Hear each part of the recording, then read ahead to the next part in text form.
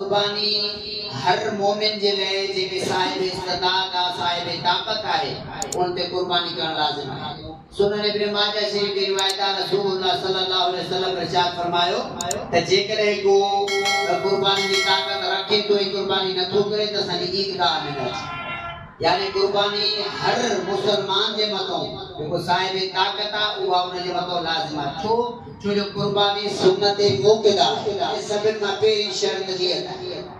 कुर्बानी जी शराइत में इन्नमल अमालु बिनियत कुर्बानी जी शर्त नियत आहे। जेके ताणी कुर्बानी में इहा नियत आहे त अल्लाह रब्बुल आलमीन जे लाइ ज़बह कयां थो त ठीक आहे। पर जेके तव्हांजा ॿिए कंहिंजी इहा नियत आहे माण्हू ॾिसनि त मां बि जेको आहे कुर्बानी कयां थो या माण्हू ॾिसनि त यार हे बि हाणे कुर्बानी कनि था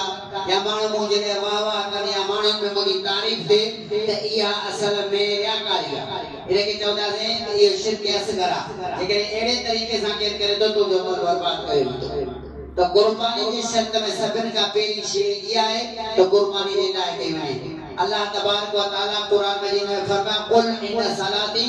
व नुसुकी व महयाय व ममाती लिल्लाहि रब्बिल आलमीन। ऐ नबी चओ त मुंहिंजो कुल इन सलाती मुंहिंजी नमाज़ूं व नुसुकी मुंहिंजी कुर्बानी व महयाय व ममाती मुंहिंजो जीअण मरण लिल्लाहि रब्बिल आलमीन अल्लाह रब्बुल आलमीन आहे। तो कुर्बानी जे लाइ लाज़मी आहे त नियत इहा हुजे त अल्लाह रब्बुल आलमीन जे लाइ कयां थो।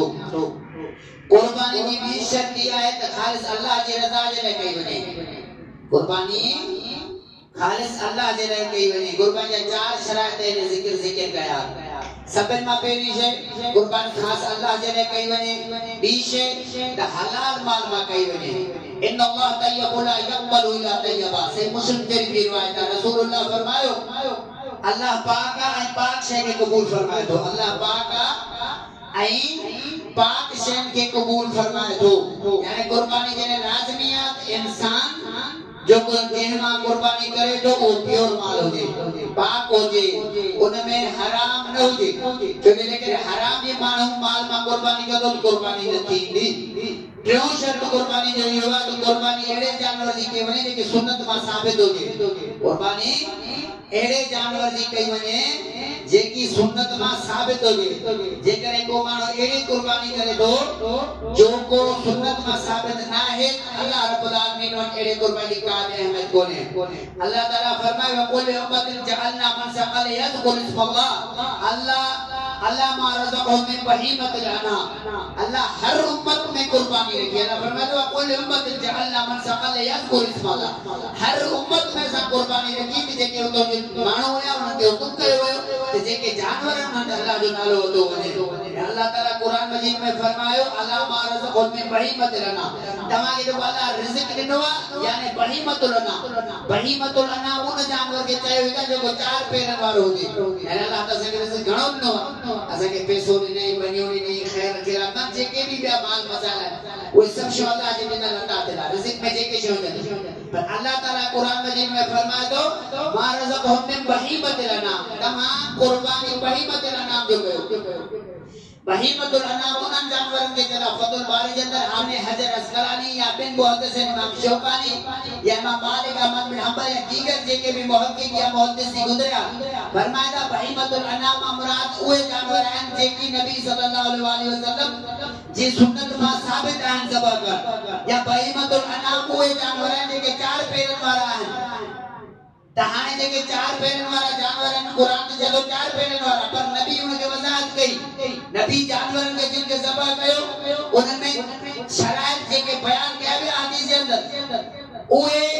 अलहदा आहिनि। जीअं असां नमाज़ जे लाइ कुरान में ज़िक्र पर तरीक़ो रसूलुल्लाह वटि कुर्बानी मन ज़कात आहे पर उनजो तरीक़ो रसूलुल्लाह हज आहे पर तरीक़ो रसूलुल्लाह सल्लल्लाहु अलैहि वसल्लम जी हदीस में आहे। अहिड़े तरीक़े सां कुर्बानी जो ज़िक्र न आहे। अल्लाह ताला फरमाए थो हर उम्मत में कुल उम्मत जअलना मन सक़ल यज़कुर इस्मल्लाह हर उम्मत में कुर्बानी आहे।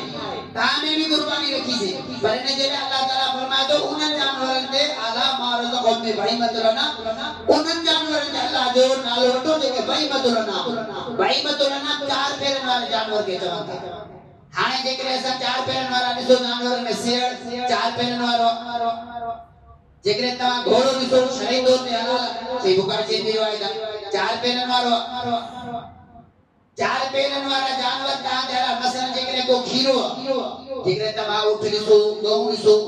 उन का पोते दुंबो लिसो जेके पाडो करता वो पाडो लिसो उन का पोते जेके मसलन रिठा बकरी या उन में चार पेरन वाला जानवर पर लिसो जेकरे उन में मसलन यानी बिनादो जानवर ना है जेकरे बिनादो जानवर ना है जा उहे जानवर मतलब उन कन कटला या बीमार या लंगड़ो या उन कमजोरी वाजे है मतलब ही सफा कंगी बतला इन में ताकत ना है डबरिया जबा करण जी ना है चार पेरन वाला पर जेकरे कुर्बानी जे शरायत में नतीजे तो कुर्बानी जे जायज ना एड़े ही तरीके से जेकरे को मानू कुर्बानी करे थो ए एड़े जानवर जी नथो करे जो सुन्नत में साबित है लिहाजा उनी कुर्बानी कबूल नथी जेकरे को मानू मैं जी कुर्बानी करे तो मतलब पाडो ठी करे तो ये सुन्नत में साबित ना तमा जेकरे कुर्बानी उन जे जानवर में तो करे कयोता या पांजो ठी कयोता त तमा जी कुर्बानी नथी दी तमा के खपे त तमा उन जानवरन जे उन जानवरन जी कुर्बानी करे के सुन्नत में साबित है बता याद रखो जेकरे तमा एड़े जानवर जी कुर्बानी कयोता मसलन जे छेलो असले घर जे लाया छेलो सजे घर जे लाया त तमा याद रखो ता एड़े जानवर जी कुर्बानी कयो जे मां पिंड के भी फायदो थे कुर्बानी बड़े जानवर जी कयो तो वधिक फायदो थींदो छो चलो ता खाइंदो भी खैरात भी कंदो जेकरे तमा छेलो कंदो वो तमा जे घर में ही खत्म थींदो कुर्बानी थींदी चलो अल्लाह ताला कुरान मजीद में फरमाए अल्लाह के तमा जो गोश्त पहुंचे तो रत अल्लाह वर तमा जी तकवा पहुंचे थी अल्लाह वर तमा जी परहेजगारी पहुंचे थी अल्लाह के नबी फरमाए सही मुस्लिम में रसूलुल्लाह फरमाए अगे मां ताके कुर्बान के गोश्त के स्टाकर मां ताके मना गई पर हाने जेके ता चाहो तो स्टाक करे सगोदा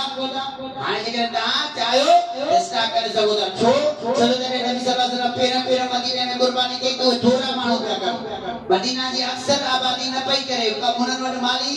इस्तिताअत न हुई ताकत न हुई त रसूलुल्लाह फरमाए कुर्बानी कयो उनके तकसीम कयो सिर्फ खान जेतरो न को नीचे पर जने यो अमल ज्यादा थियो ने यो अमल आम थियो ए हर तरह कुर्बानी थियो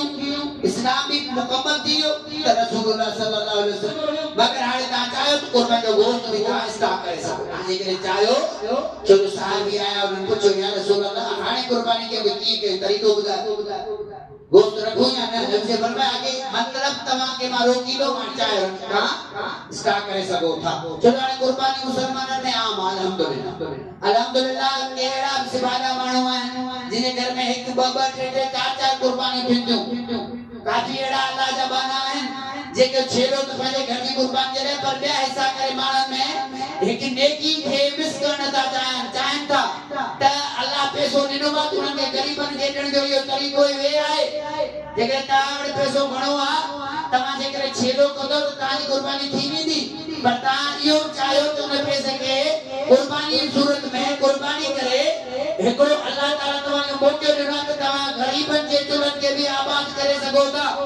उनन में भी गोश्त तकसीम करे सको था मिस्कीनन के खारा सको था जो हर मानो कुर्बानी न तो करे अक्सर कन था त जेके नथा करे सकन त माता के ये हुदा तो काफी एड़ा मानो है जिनके पैसो ताए पर अल्लाह रब्बुल आलमीन असा के बुधाया तो उनकी तरबियत आए उनन के ताकत आए पर उन बावजूद भी हुए इन शेजी तरफ हुकूमत न तारे के छोड़ दो उनकी संगत वेण खाण पीण उतन अल्लाह जे दीन मा परे आए वो पैसे हुंदे भी चाहन ता मानो असा के गोश्त के असा पांजो गोश्त न कंदा से असा पांजो गोश्त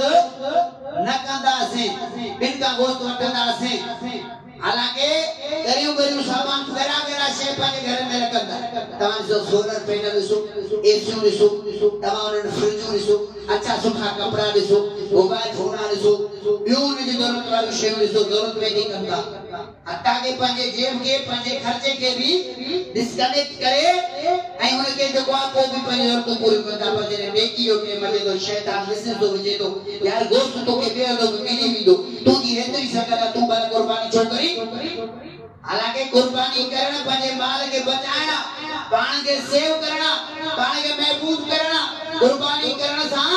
अल्लाह रब्बुल आलमीन तमाजे माल रिज़्क़ में बरकत